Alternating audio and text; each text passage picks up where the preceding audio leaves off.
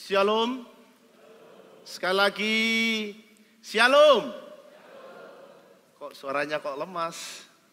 Apakah karena timnas kalah? Ya.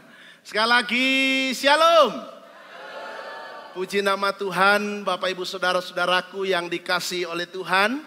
Kita sungguh bersyukur pada pagi hari ini.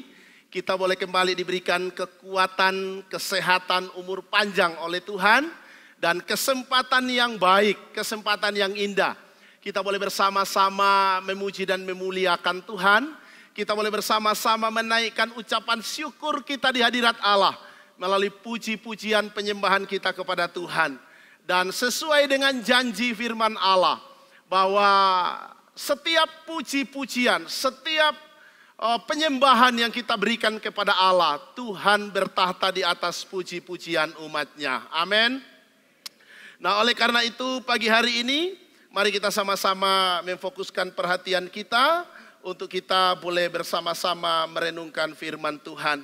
Saya mengucapkan terima kasih kepada Bapak Ibu Gembala Sidang beserta dengan segenap majelis dan pengurus jemaat yang kembali memberikan kesempatan kepada saya untuk boleh menyampaikan firman Tuhan pada pagi hari ini. Baik Bapak Ibu Saudara yang dikasihi oleh Tuhan, kita di dalam bulan ini akan membahas satu tema yang juga diberikan kepada saya, yaitu apakah sumber kebahagiaan keluarga Kristen?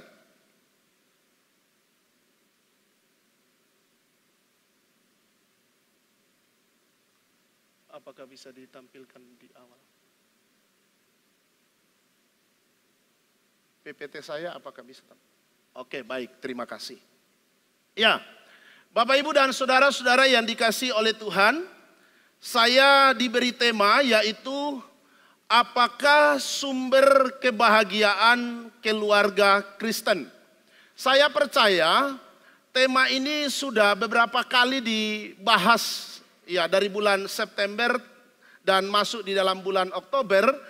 Dan saya kira sudah banyak hal yang kita sudah pelajari dari tema ini yang sudah disampaikan oleh hamba-hamba Tuhan yang diberi kepercayaan untuk boleh menyampaikan bagian ini.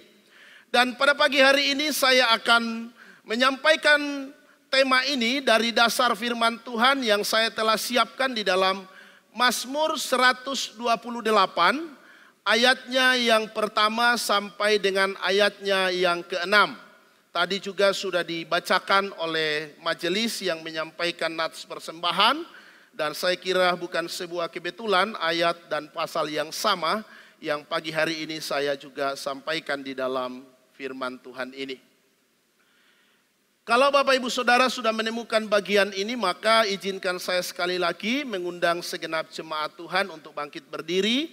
Menghormati pembacaan kebenaran firman Tuhan.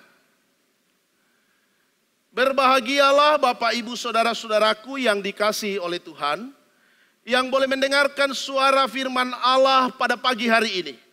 Biarlah kiranya firman Tuhan yang kita dengarkan merema di dalam setiap kehidupan kita, pribadi lepas pribadi, dan menjadi berkat bagi kita semua.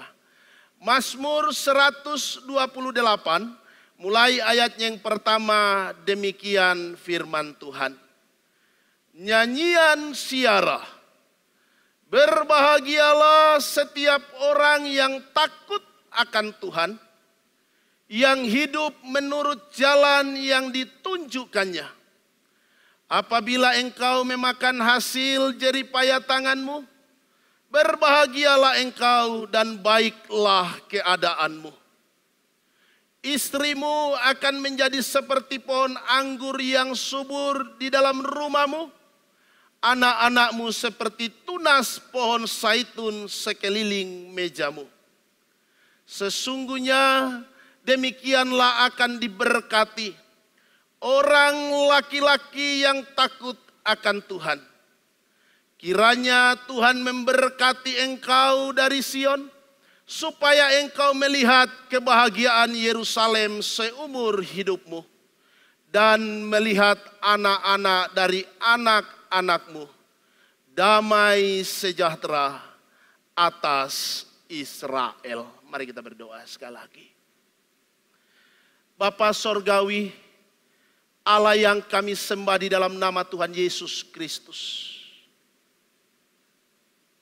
Pada pagi hari ini kami membuka hati kami. Kami membuka pikiran kami. Untuk boleh menerima sabda Tuhan. Oleh karena itu biarlah kiranya Tuhan menolong kami pribadi lepas pribadi. Memberkati pikiran dan hati setiap kami. Sehingga ketika kami duduk di hadirat Allah. Sungguh-sungguh kami mau menggunakan waktu ini. Untuk merenungkan akan kebenaran firman-Mu. Sehingga firman Tuhan itu tidak berlalu begitu saja. Tetapi firman Tuhan itu boleh masuk di dalam telinga kami. Boleh masuk di dalam hati kami. Boleh menjadi perenungan yang mendalam di dalam hati kami. Dan terlebih membangun kehidupan kami di hadapan Allah. Seraya kami boleh menjalani kehidupan ini. Dan senantiasa memuliakan Engkau. Terima kasih Tuhan. Kami sadar kami manusia yang terbatas. Kami manusia yang banyak kelemahan. Bahkan ketidakmampuan kami untuk menangkap pesan-pesan daripada Tuhan. Oleh karena itu biarlah Roh Kudus-Mu yang menolong setiap kami. Sehingga kami dimampukan untuk mengerti dan memahami akan firman-Mu. Dan terlebih dimampukan untuk melakukannya di dalam setiap kehidupan kami. Dalam setiap keluarga kami. Dalam setiap rumah tangga kami. Sehingga melalui kehidupan kami yang selaras dengan firman Tuhan itu. Kami boleh menerima sukacita. Kebahagiaan yang sejati yang bersumber daripada Allah sendiri. Terima kasih Bapa, terima kasih. Hamba-Mu yang terbatas ini, biarlah kiranya Engkau menolong hamba-Mu untuk menyampaikan isi hati-Mu. Engkau pakai lidah bibir hamba-Mu. Engkau pakai seluruh hidup hamba-Mu untuk menyatakan isi hati-Mu bagi setiap kami. Terpujilah Allah di dalam nama Tuhan kami Yesus Kristus firman yang hidup. Kami berdoa dan bersyukur. Haleluya. Amin. Silahkan duduk kembali.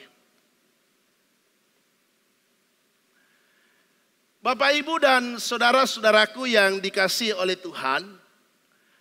Hidup bahagia, saya kira adalah hidup yang sangat didambakan oleh setiap orang. Ya. Hidup bahagia itu adalah hidup yang diidamkan oleh orang. Atau hidup yang didambakan oleh orang.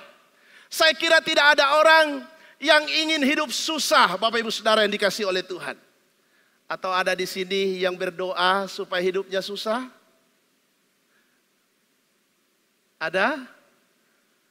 Saya kira tidak ada Bapak Ibu Saudara. Kesulitan itu tidak usah didoakan, biasanya juga datang sendiri begitu ya. Kesusahan itu tidak usah diangan-angan untuk datang. Kadang-kadang kita tidak siap datang Bapak Ibu Saudara. Nah itulah hidup. Nah kebahagiaan atau hidup bahagia adalah dambaan setiap orang. Siapapun itu. Semua orang ingin hidup bahagia. Di dalam konteks keluarga. Bapak Ibu Saudaraku yang dikasihi oleh Tuhan. Saya juga yakin dan percaya. Bahwa setiap pasangan. Setiap laki-laki yang membangun rumah tangga. Setiap perempuan yang membangun keluarga. Pasti tentunya menginginkan, mendambahkan, merindukan. Agar keluarga yang dibangun itu menjadi keluarga yang bahagia. Tidak ada orang kalau mau menikah. Ketika ditanya menikah mau apa. Lalu dia bilang saya mau hidup susah. Saya mau menderita. Saya mau mengalami hal-hal yang sukar. Saya kira tidak ada Bapak Ibu Saudara. Semua orang ketika masuk di dalam rumah tangga. Pasti salah satu yang menjadi dambaan di dalam hatinya adalah. Dia bisa mengalami kebahagiaan. Ya, makanya seringkali ketika ada orang menikah.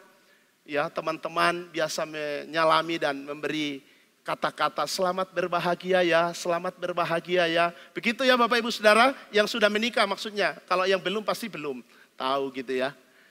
Pasti ada kata-kata itu, selamat berbahagia, selamat berbahagia. Artinya bahwa memang di dalam keluarga itu salah satu hal yang memang diinginkan oleh setiap orang adalah hidup di dalam kebahagiaan. Nah, oleh karena itu Bapak Ibu Saudara yang dikasihi oleh Tuhan, ketika orang mulai memilih pasangan, ya, ketika orang mulai berpikir tentang berumah tangga, maka orang itu akan mulai membuat namanya kriteria-kriteria, ya kan? Anak-anak muda yang mulai berpikir untuk membangun rumah tangga pasti punya kriteria, ya kan? Kalau kita juga tanya kepada Bapak Ibu yang sudah mungkin usia 70 tahun sekarang atau 60 tahun ketika dulu menikah, apakah punya kriteria? Punya ya Bapak Ibu? Yang sudah menikah 70 tahun atau yang sudah menikah 60 tahun, waktu mau menikah dulu pasti punya kriteria. Betul? Oh, ini kok kelihatannya enggak ada kriteria ini. Saya kira pasti punya kriteria. Orangnya orang apa, rambutnya bagaimana, kulitnya seperti apa, dan lain sebagainya. Ya kalau misalkan tidak sesuai kriteria sekarang ini ya kita enggak tahu gitu ya. Tetapi pasti ketika akan memilih pasangan, pasti akan punya kriteria. Itu hal yang umum Bapak Ibu Saudara. Dan kalau di dalam budaya Jawa, biasanya yang menjadi pertimbangan Bapak Ibu Saudara, bahkan di beberapa daerah, ketika akan memilih pasangan pasti mempertimbangkan ada istilah apa?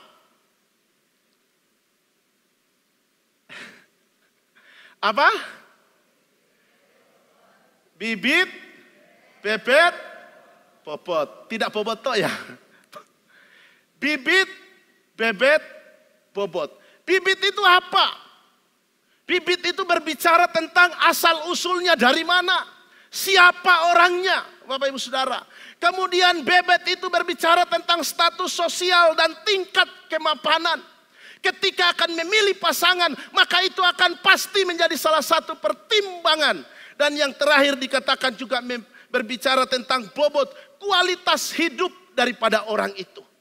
Nah, saudara yang dikasihi oleh Tuhan, kenapa ini penting di dalam memilih pasangan?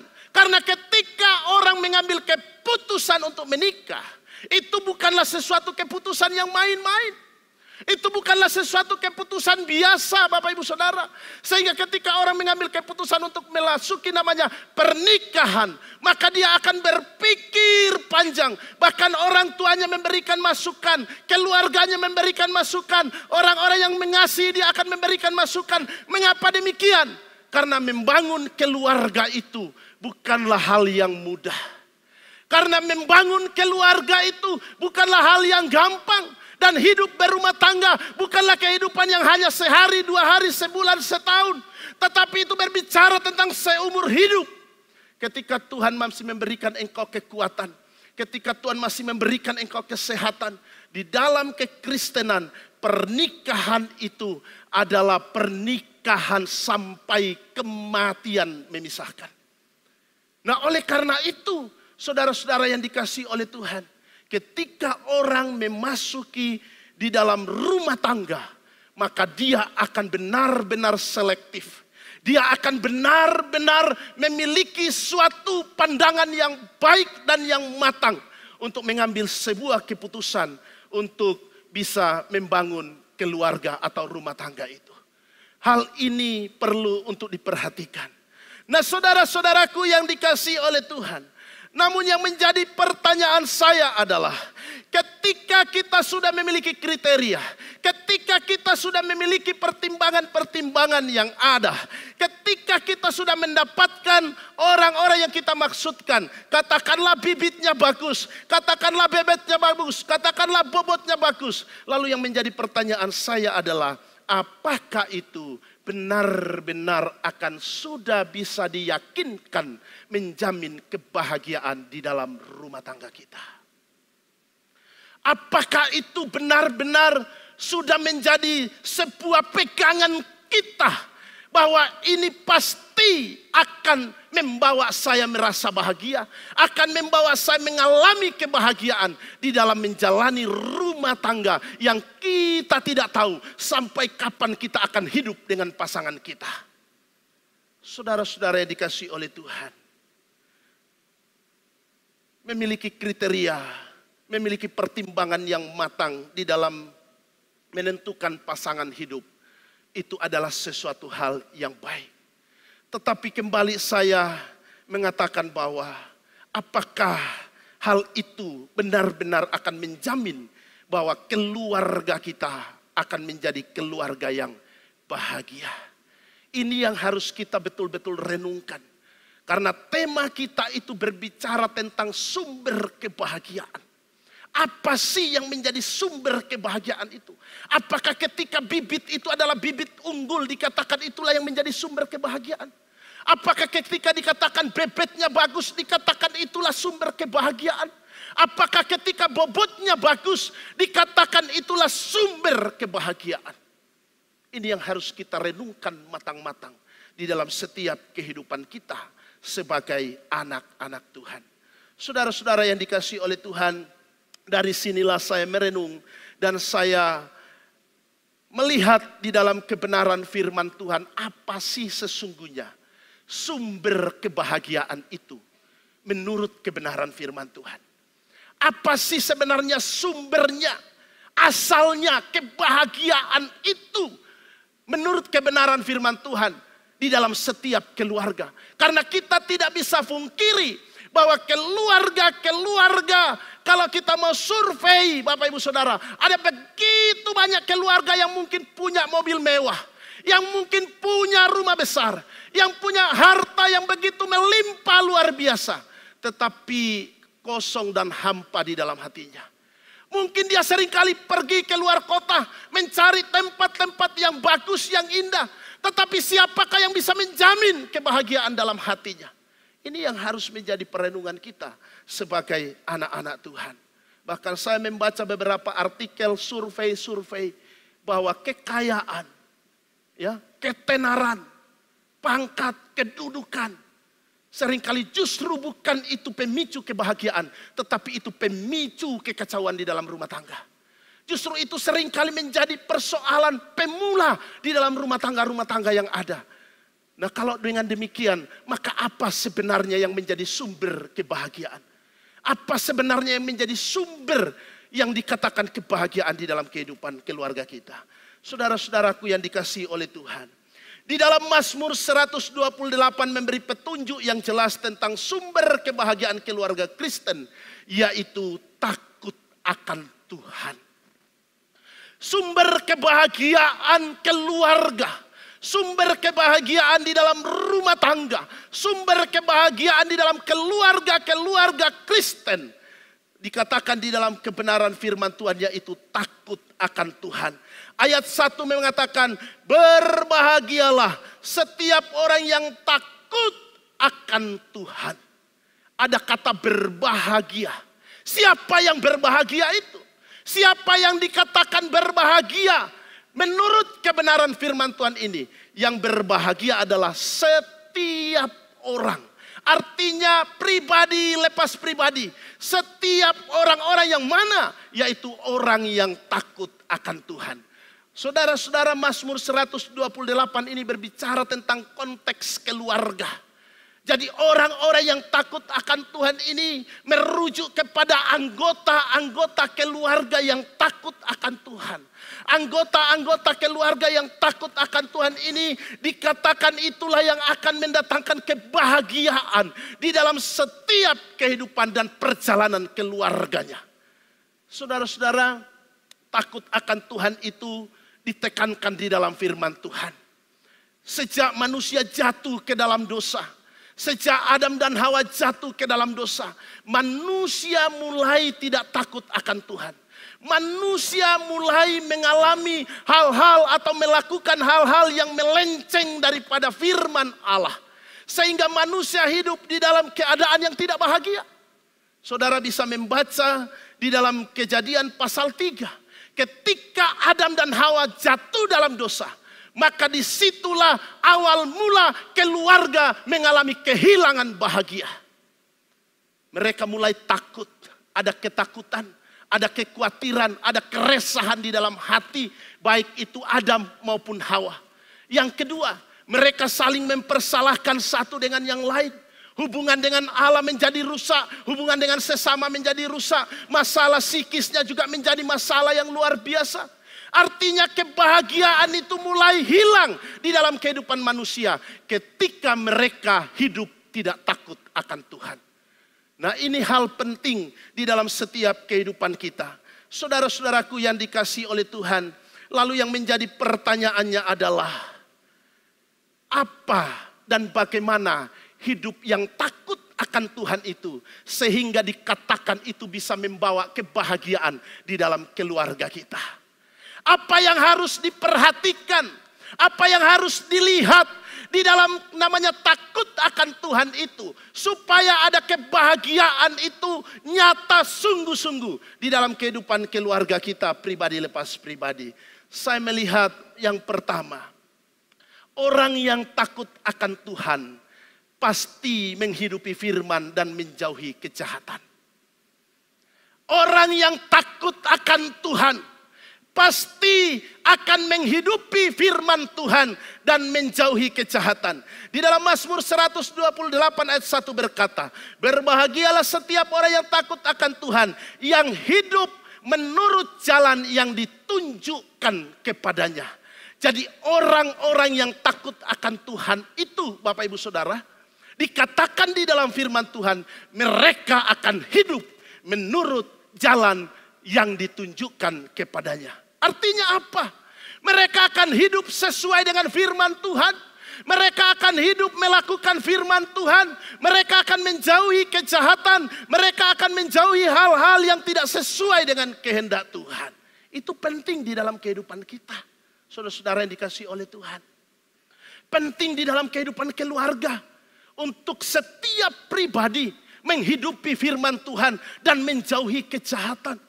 Matthew Henry, seorang teolog pada abad ke-17, pada abad ke-18, dia berkata, orang yang sungguh-sungguh takut akan Tuhan pasti taat melakukan firman Tuhan, menjauhi segala perbuatan dosa atau perbuatan yang bertentangan dengan firman Allah. Saudara-saudara yang dikasihi oleh Tuhan, orang-orang yang takut akan Tuhan itu di dalam hatinya menyimpan firman Tuhan.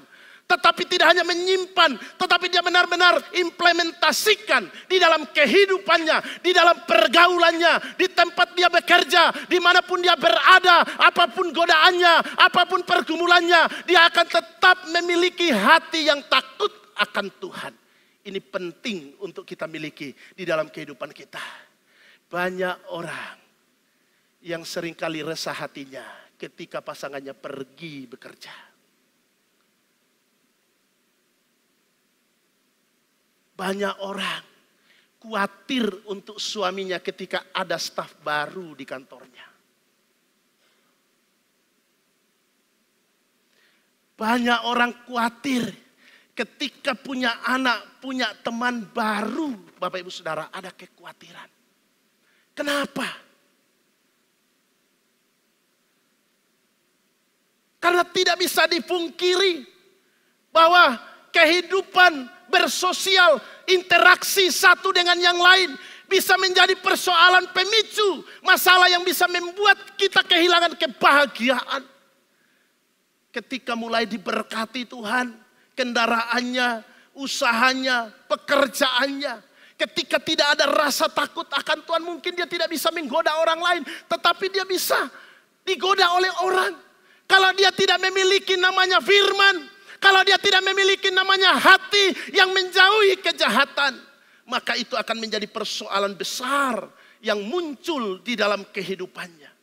Berkat itu bisa menjadi sesuatu hal yang baik kalau disertai dengan firman. Tetapi berkat itu bisa membawa sesuatu hal yang menjadikan hancur kalau orang tidak sadar akan firman Tuhan.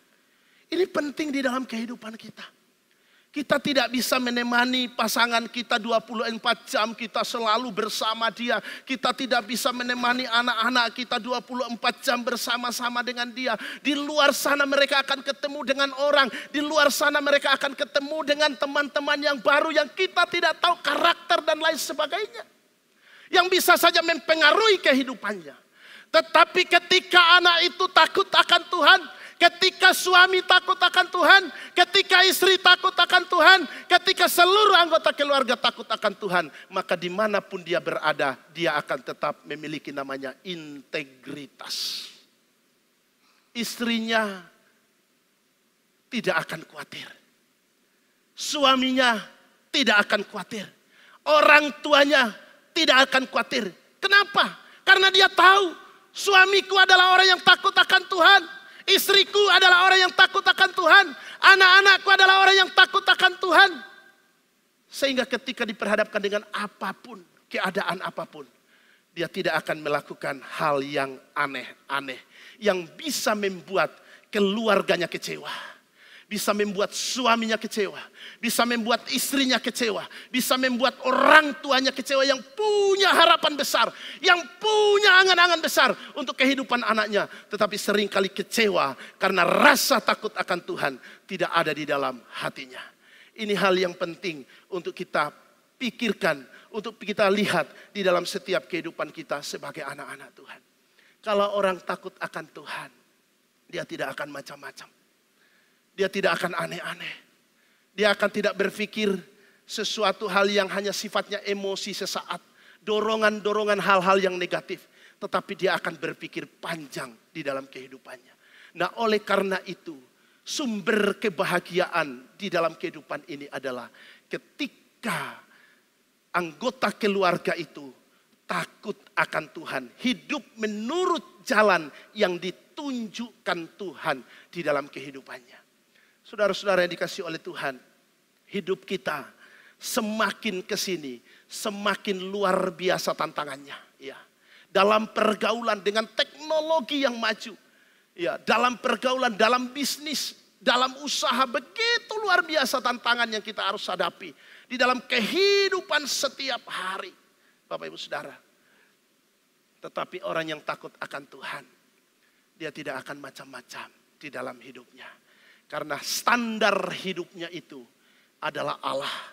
Dia tahu bahwa Tuhan melihat dimanapun dia berada. Mata suaminya tidak melihat, tetapi mata Tuhan melihat dia. Mata istrinya tidak melihat, tetapi mata Tuhan melihat dia. Mata orang tuanya tidak melihat, tetapi mata Tuhan melihat dia. Mengawasi di dalam sepanjang perjalanan hidupnya. Sehingga dia akan tetap hidup sesuai dengan firman Tuhan. Itu yang pertama.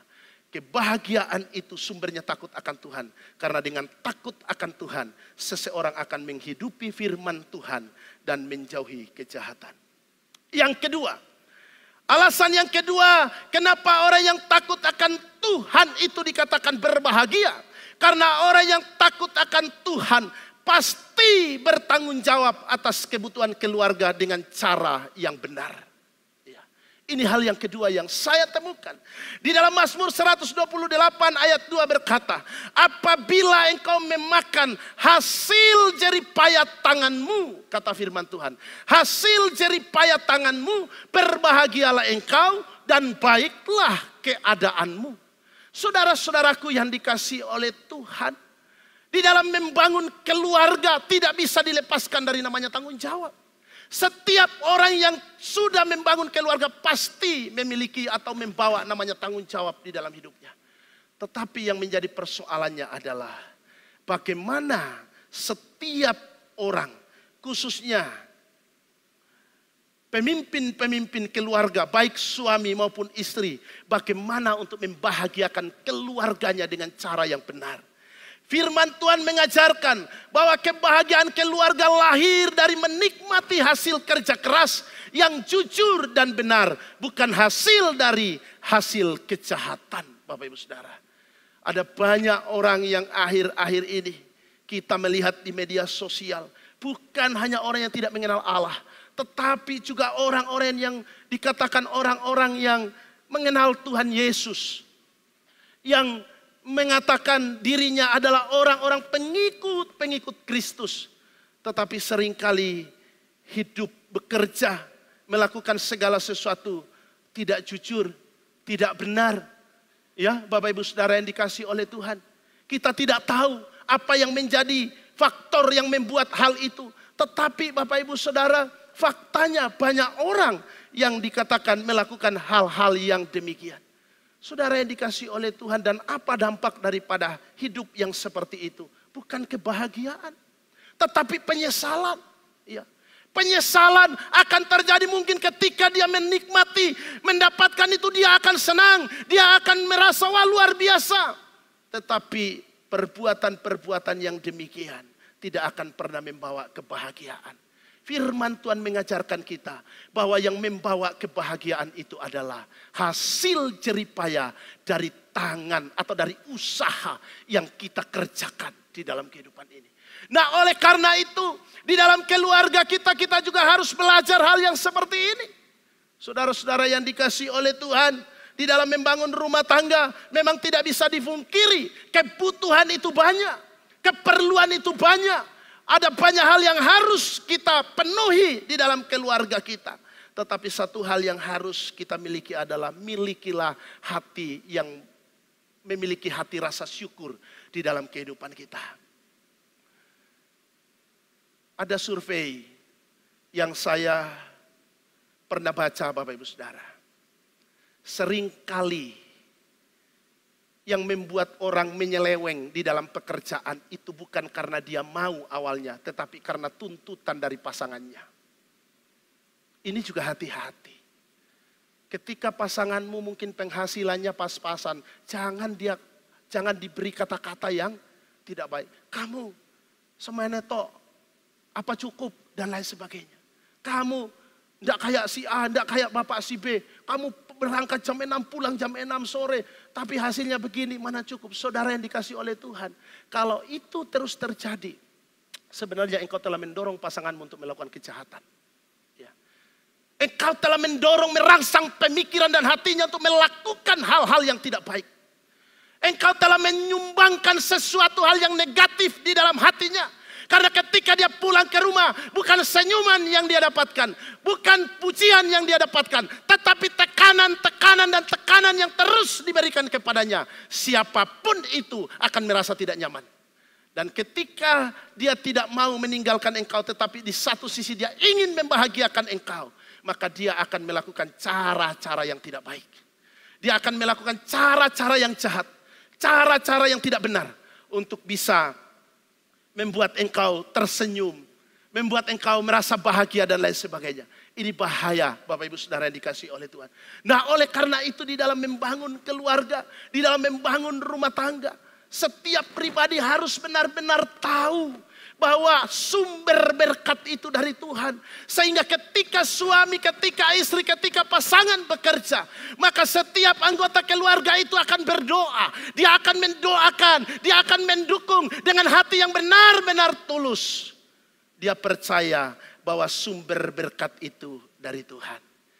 Ibu-ibu, bapak-bapak, saudara-saudara yang dikasihi oleh Tuhan, jangan hanya senang kalau pasanganmu punya uang banyak. Tapi tanyakan dari mana asalnya. Ya bukan berarti curiga, curiga pelihara tuyul. Ya enggak Bapak Ibu Saudara yang dikasihi oleh Tuhan. Tetapi perlu itu. Jangan hanya senang, dapat uang lalu bahasa rohaninya berkat. Tetapi engkau tidak tahu. Tahu. Bapak Ibu Saudara yang dikasihi oleh Tuhan, itu penting dalam keluarga.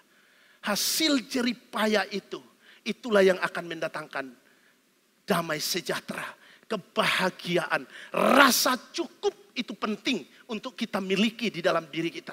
Karena manusia pada dasarnya tidak akan pernah puas. Kalau sudah diberikan mobil satu, masih mau nambah? Lagi satu. Udah diberikan merek yang ini, masih mau merek yang itu. Pasti begitu Bapak Ibu Saudara. Manusia itu memang kalau diikuti keinginannya tidak akan pernah puas Bapak Ibu Saudara. Oleh karena itu di dalam firman Allah satu hal yang harus kita miliki. Dikatakan kita harus memiliki namanya penguasaan diri. Kita harus memiliki penguasaan diri di dalam kehidupan kita.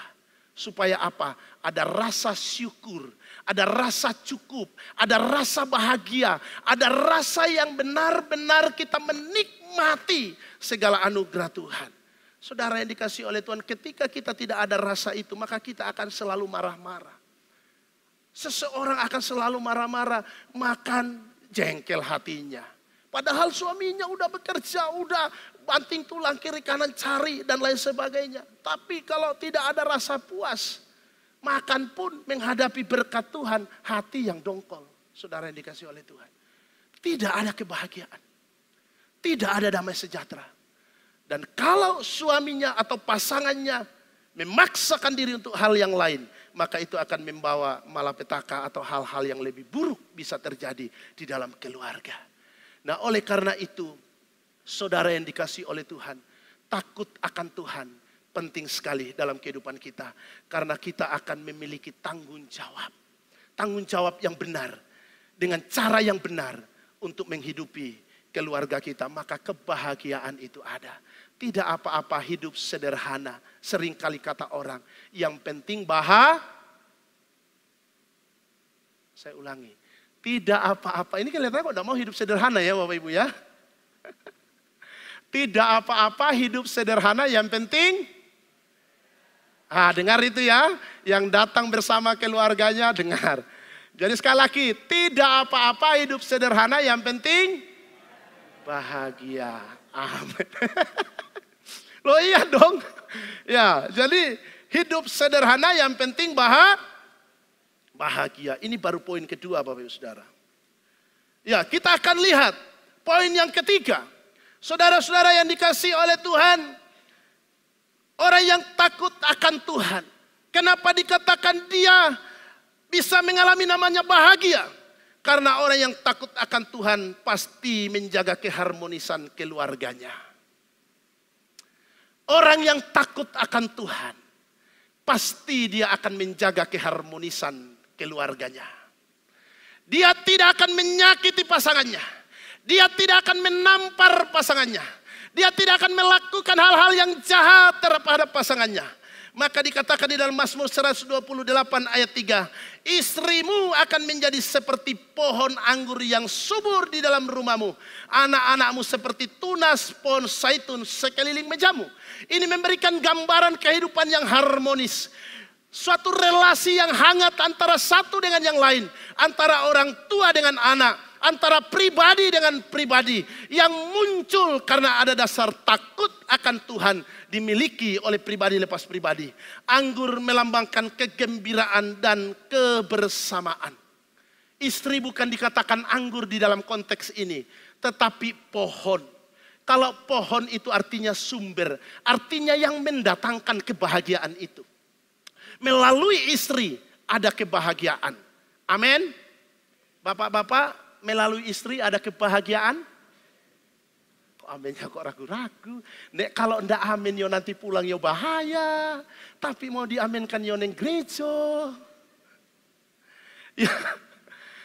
Tapi saya percaya aminnya amin benaran ya. Jadi istri dikatakan seperti pohon anggur yang subur, bukan anggur yang kering.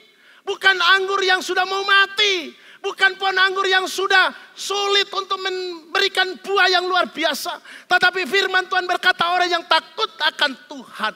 Dia akan seperti pohon anggur yang subur. Artinya dia akan membawa kedamaian di dalam keluarganya. Dia akan memberikan kedamaian untuk keluarganya. Dia akan memberikan kedamaian untuk suaminya. Dia akan memberikan kedamaian untuk anak-anaknya. Sehingga ada sesuatu keharmonisan yang boleh dinikmati di dalam keluarga itu. Keharmonisan tidak akan bisa ada tanpa usaha. Keharmonisan itu harus diusahakan.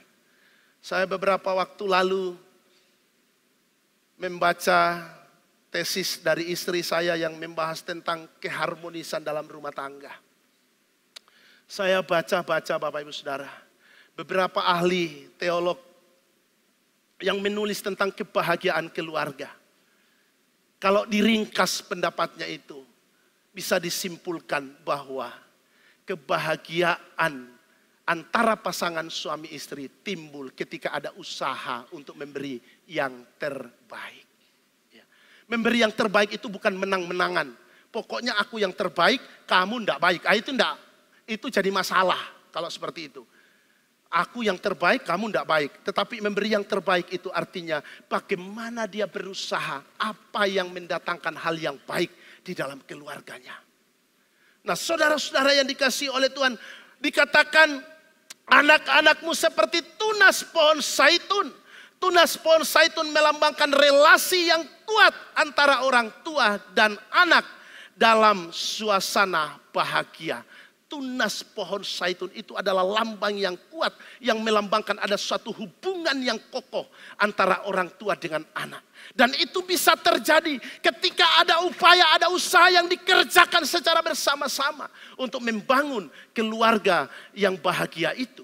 Ada banyak anak-anak yang tidak bisa menikmati kebahagiaan dalam keluarga. Dia lebih bahagia sama teman-temannya.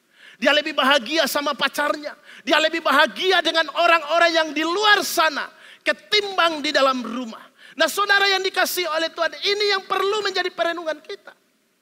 Dan firman Tuhan mengajarkan kepada saya dan saudara, kalau engkau mau melihat keluargamu bahagia, maka mulailah dari dirimu, usahakan hal-hal yang baik. Perkataan yang baik, perilaku yang baik, maksud-maksud yang baik di dalam setiap keluarga kita.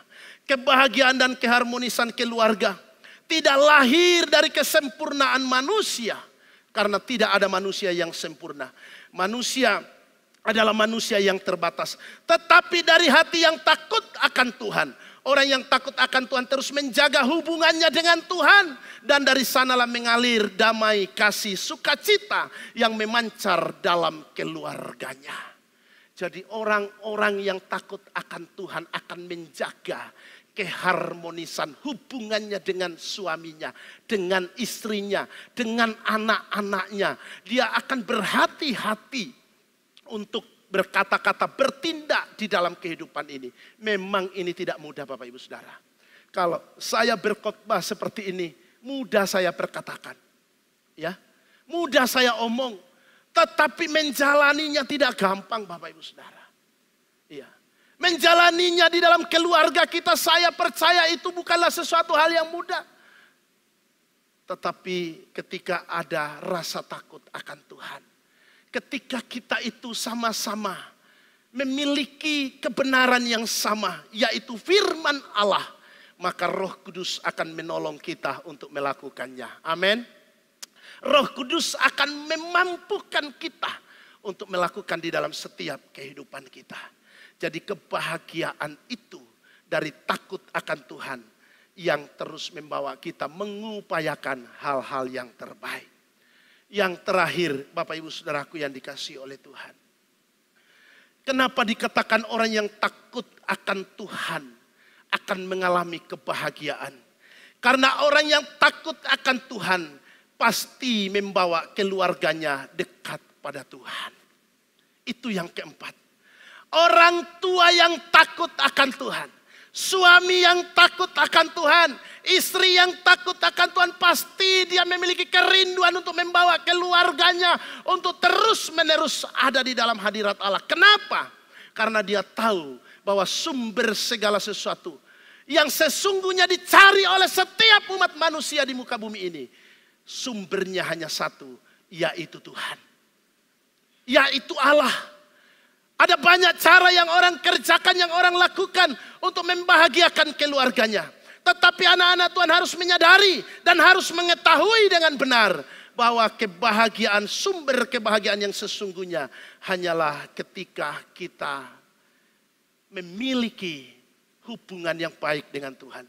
Makanya di dalam Mazmur 128 ayat 4 dan 6 sampai 6 dikatakan, sesungguhnya demikianlah akan diberkati orang laki-laki yang takut akan Tuhan. Siapa yang diberkati? Laki-laki yang takut akan Tuhan. Kiranya Tuhan memberkati engkau dari Sion. supaya engkau melihat kebahagiaan Yerusalem seumur hidupmu dan melihat anak-anak dari anak-anakmu, damai sejahtera atas Israel. Sumber kebahagiaan dan berkat adalah Tuhan itu sendiri. Oleh karena itu saudara-saudara yang dikasihi oleh Tuhan, ketika engkau ingin melihat keluargamu bahagia, jangan hanya memperhatikan yang hal-hal sifatnya fisik. Jangan hanya memperhatikan hal-hal yang sifatnya kasat mata, tetapi perhatikanlah kehidupan rohaninya. Perhatikanlah hubungannya dengan Tuhan. Perhatikanlah hal-hal yang bersifat tak kelihatan secara kasat mata. Bagaimana dia membangun hubungannya dengan Tuhan. Karena ketika dia memiliki hubungan yang baik dengan Tuhan, maka dia akan melakukan hal-hal yang baik juga yang mendatangkan kebahagiaan itu di dalam keluarga kita. Saudara-saudara yang dikasihi oleh Tuhan, di dalam Alkitab beberapa contoh orang-orang yang memiliki komitmen untuk membawa keluarganya pada Tuhan. Kalau saudara membaca tentang kisah Daud, Daud adalah salah seorang tokoh Alkitab yang benar-benar berkomitmen untuk membawa keluarganya kepada Tuhan. Dia berdoa kepada Allah supaya Tuhan memberkati keluarganya. Dan dia imani bahwa apa yang diberkati oleh Tuhan diberkati untuk selama-lamanya. Harta yang engkau berikan kepada keluargamu bisa habis. Ya. Kekayaan yang engkau berikan, yang engkau tinggalkan bisa habis. Tetapi ketika dia takut akan Tuhan, maka dia akan menikmati itu seumur hidupnya. Dia akan menikmati itu seumur hidupnya. Demikian juga Yosua. Yosua juga adalah orang yang takut akan Tuhan.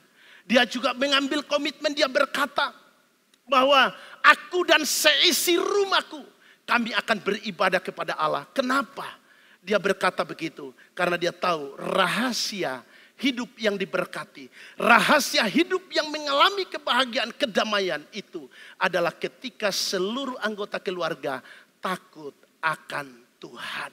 Nah, oleh karena itu, saudara-saudaraku yang dikasihi oleh Tuhan yang hadir pada pagi hari ini, kita mau bersama-sama untuk membangun diri kita, membangun keluarga kita menjadi keluarga-keluarga yang takut akan Tuhan, menjadi pribadi-pribadi yang takut akan Tuhan.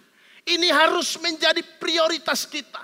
Ini harus menjadi pergumulan kita. Ini harus menjadi perhatian kita di dalam setiap keluarga kita masing-masing. Kalau engkau ingin mengalami kebahagiaan yang sejati, kalau engkau ingin mengalami kebahagiaan yang sesungguhnya, maka milikilah hati yang takut akan Tuhan itu. Milikilah hati yang sungguh-sungguh mengasihi Tuhan itu. Maka itu akan membentuk seluruh kehidupan kita sebagai orang-orang percaya.